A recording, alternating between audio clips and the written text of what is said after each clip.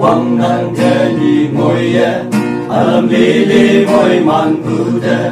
nang tam thơ bên nhung bu ngao đang xuân na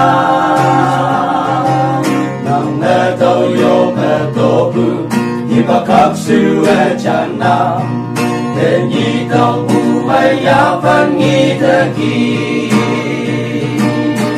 ao pe to sâu si ngõ ya pe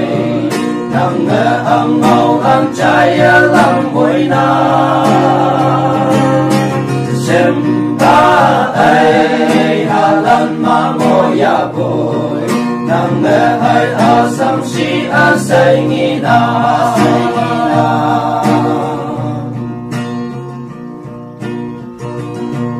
nang nghe ca đom mùi man pha ca ta li li mong mây tâm pha hay yam nan ta nhom hay li lam nhau pha ra bay thơm nè bự ya ngô lam nhau tâm pha hay yam ca hoàng thơ man thơ wong ya cây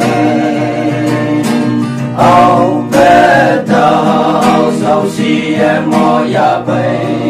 nang ăn mau lan trái lam vui na xem ba ai hà lan mà ngồi ya bồi nang hai a sam si a say nghi na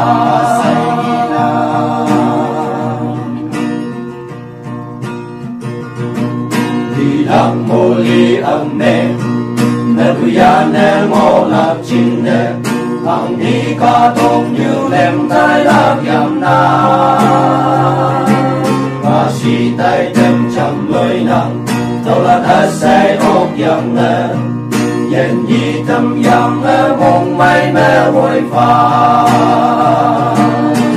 âu bé tao sâu si ngõ ya bay nang ăn mau lan trái làm vui na